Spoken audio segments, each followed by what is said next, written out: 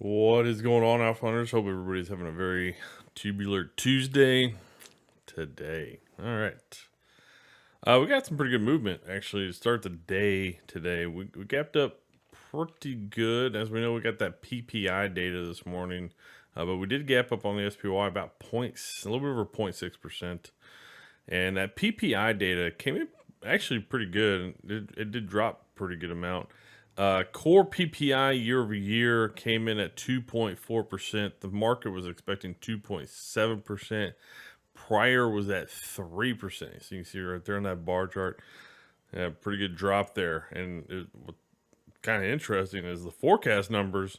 Last month's forecast numbers and then this month's forecast numbers, they were actually expected to go higher. So kind of a weird one there, but okay. And then PPI, total PPI year over year came in at 2.2, and market was expecting 2.3% with the prior coming in at 2.7. So a pretty good drop there on PPY. Now, since you got a pretty solid beat on that number, the thing I'm going to say is might not be bad to sell out of some positions today, because that is a pretty solid beat. And you could say some of that was, last month when we got last month's data point, or we got the data point last month for PPI. It came in, quite a bit higher than expected, higher than forecast. And this is almost like a reversion to the mean. It overcorrected. So, yeah, I mean, it's just kind of interesting that it came in that much lower than, I guess, forecast and stuff like that. But if we did get inflation data, well, when we get inflation data tomorrow, CPI tomorrow, I don't know how much gas would be left in the tank to keep going higher, even if it was a good number. That's about one of the big reasons why I think selling out today might not be a bad thing to do here, because it was a pretty solid beat. Market did jump from it, so there you go. Qs are up 1.6%. SPY is currently up about 0.9%, a little bit more than that. Qs up 1.6%. Yep, you see a nice gap up, running pretty good there. IWM up 0.7%. Nice gap up. Nice little pop there, first 20. Dropped in for the next 15. Nice little base. Looks like it's trying to push. All right. DIA, nice little gap up, run. Pulled back, nice little bounce. Okay. RSP, kind of the same thing. Nice gap up, nice run. Dropped off, base, and bounced. All right. Currently up about 0.5% there on the RSP. And RSP is having a really hard time getting through this zone, right? This little double top that we put in with this little neck, little pivot level of that double top. So, I mean, this is like, what, for the past 5 days we've hit like right into this. The only day we didn't was really like last Thursday. So, okay. DIA still having a hard time kind of getting through some of these moving averages. It's really kind of struggle busting as well. IWM kind of looks like it's forming a little bit of a pennant pattern here, triangle pattern.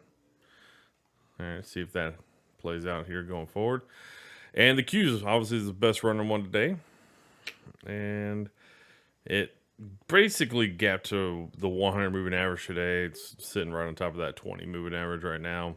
Other than that, I mean, it's hitting right into the kind of lower ends of this little support that we did try to bounce before, which is about where that 100 moving average is. So that'd be another reason why, my opinion, not a bad time to sell. Just be a little bit more protected there. SPY. I don't think CPI data will come in bad tomorrow. I don't think it'll come in bad. I just question the market and how much the market's going to be like, yes, we are going to crush it higher again today. And then we'll get to, and that's a little bit of planning ahead. So maybe we have a little bit of a pullback tomorrow, and then And then Thursday we get to jobs data, which jobs data outside of like last week, I mean, it hasn't been doing great. So we'll see on that. Looks like we have completely filled this gap now that we did have like right here. We kind of just went slicing right through that little open gap level. It wasn't much of one. It was maybe like 50 cents or so, but it was there. But we have completely filled it now. So, all right. SPY open gap is gone. So I'll be curious to see if we get a little bit above these moving averages, maybe here on the SPY, maybe tomorrow,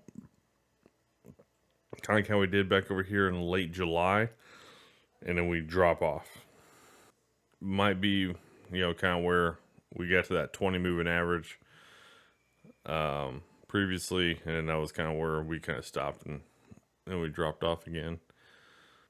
Yeah, it'd be interesting to see how that kind of shapes up there. Anyways, it's kind of a quick look at the markets from the PPI impact. VIX is continuing to pull down some. All right, still under 20. DXY starting to roll over here a little bit. I imagine, got a little bit of a drop there this morning when we got the PPI numbers. There you go. GLD, man, this looks so good. Just looks so good. All right. 10-year yield, yep, came retested right in that 4% level, and it has definitely rejected. Moving back, moving lower. So bonds should be doing good. As far as 10 and 2 inversion, bouncing. It is trying to rally off of that 10 EMA coming up. Okay. HYG up. Okay, there you go. Looking pretty good. LQD has bounced, got back up to the highs that we were putting in early last week or Friday of the week before. And TLT not quite climbing back up to those early August highs, but it is bouncing. So there you go. It's kind of a quick look through some of that.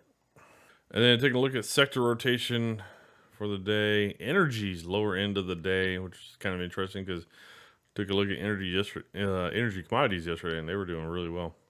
You also got staples, industrials, financials, utilities, materials, real estate, healthcare, and communications all lagging behind. And then you got discretionaries outperforming, and tech, the biggest outperformer on the day. As far as intraday price action, we do have discretionaries at the higher end. Tech also outperforming pretty good. Healthcare is kind of in line with the market there. And then you got communications, materials, utilities, energies, real estate, financials, staples, and industrials at the lower end of the day.